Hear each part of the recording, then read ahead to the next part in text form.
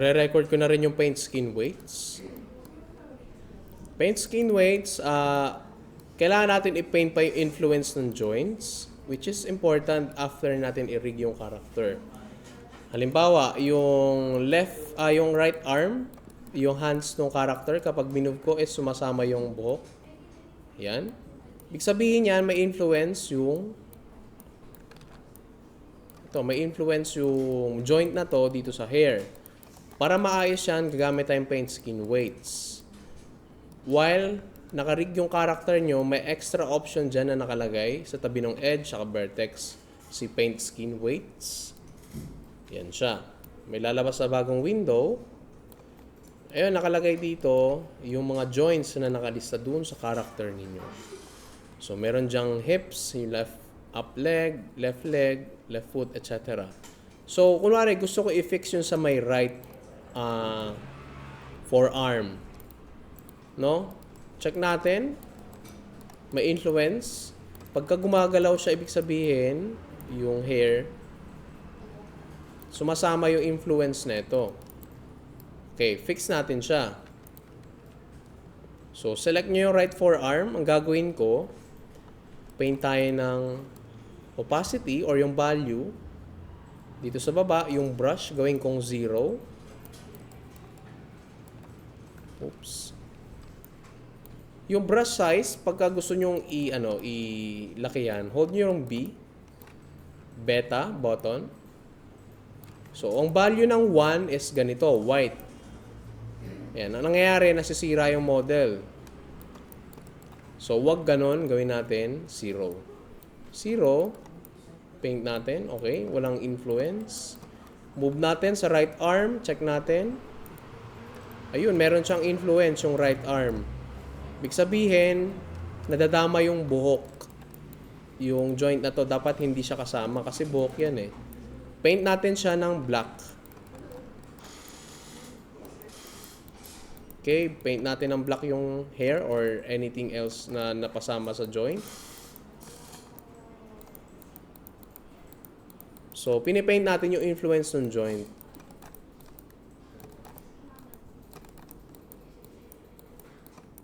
Sir, every time ba na ganito is may distortion yung joints, uulitin ba sa kabila? Hindi. Ang ginagawa rin dyan is mini-mirror na lang. Ayusin mo yung other side, then i-mirror mo sa left sa other side din. So, ituturo ko siya later. Ayusin natin yung skin weights. Kamusta? Sige, wait lang. Punta ako dyan. So, ipapaint natin yung hair. Hindi kasi dapat siya na-influensyahan.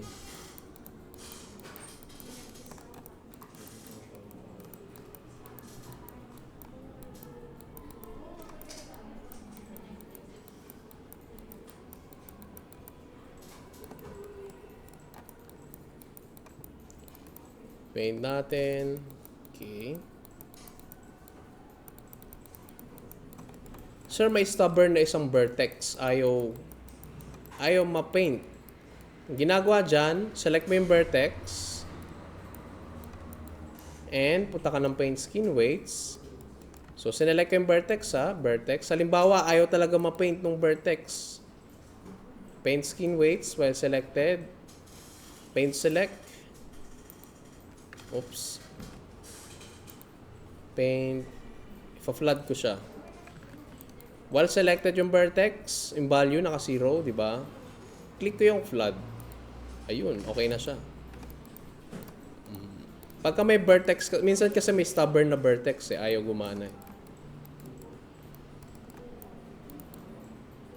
Paint select.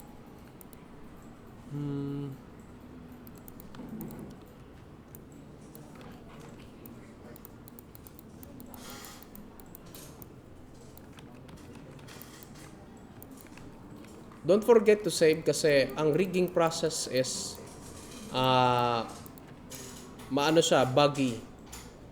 So, kung ma-check natin, meron pang gumagalaw, ibig sabihin, may influence pa ibang parts. So, kailangan natin ayusin yung nasa hair. So, kapag less yung hair ng character nyo, mas madali. Paint natin. Okay.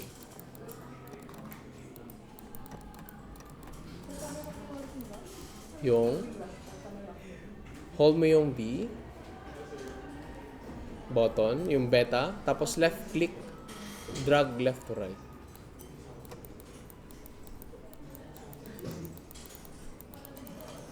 Yan. So, yan. Okay na siya. Most likely, okay na yung arms. Kaso lang yung shoulder, feeling ko is may influence pa rin yung hair. So, may hair. So, paint natin yon. Select natin yung right shoulder.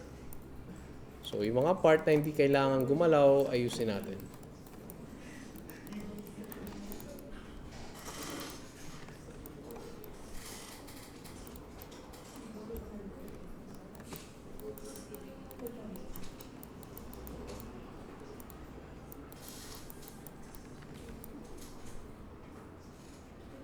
Oh, weird.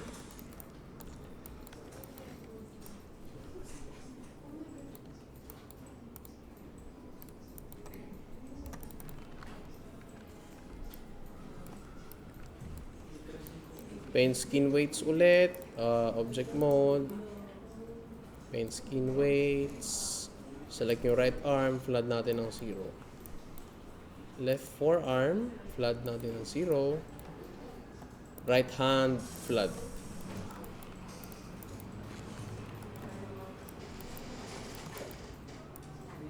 Ayun. Okay na yung hair.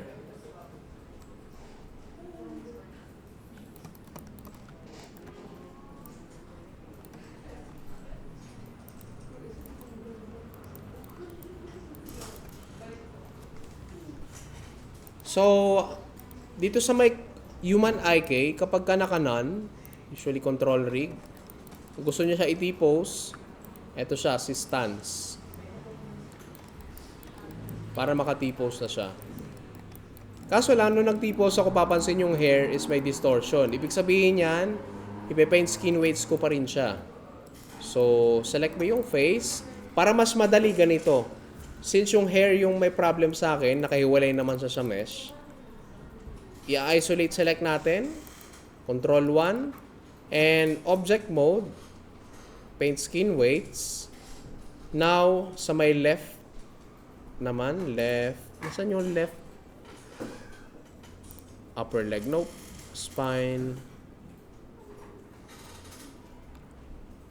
Left hand. Gagawin ko yung value, ipa-flood ko ng 0. Click natin sa left forearm, 0 dapat. To flood 0, left shoulder 0. Yan, para madali. So dapat ang may influence lang sa hair sa may hair is yung head lang. So ibig sabihin kasi ng flood, yung value niyan is ipipaint bucket niya yung 0. Pag nag-flood ka ng halimbawa 1, nangyayari, ganyan yung value. So, wag nyo na lang galaw. Gawin nyo ng 0. So, dapat ang may influence lang dyan is yung head. So, kapag sinelect ko yung head ng character natin, yun, dapat meron siyang value. Like this. Yan. So, ngayon, kailangan pala may influence din yung spine. Undo natin. Yan. So, kapag ginalaw ko na siya, stance quick, control rig. Yan.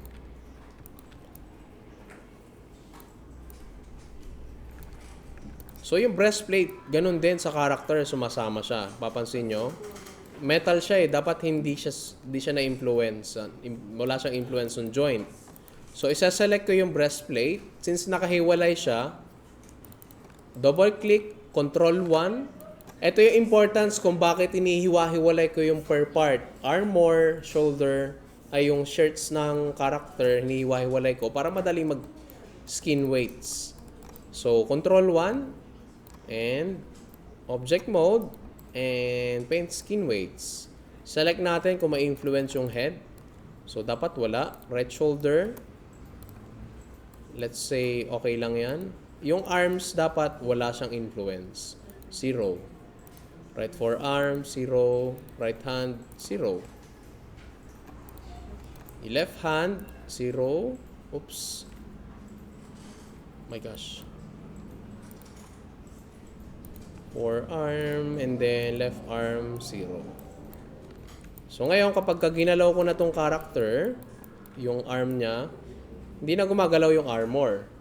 Which is dapat suitable. So, same din dito sa object na to. Object mode. Paint skin weights, dapat walang influence yung left arm. Flood natin siya ng 0 value. Yung left forearm. Flood. Then, left hand. Flood. Right arm din. Flood. Right forearm. Flood. So, kapag ginalaw ko na yung hands, ayun, hindi na gumagalaw din yung unnecessary parts.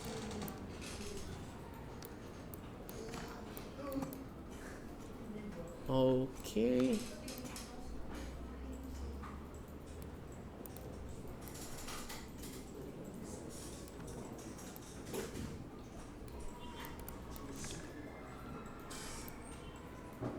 Oh my gosh, what?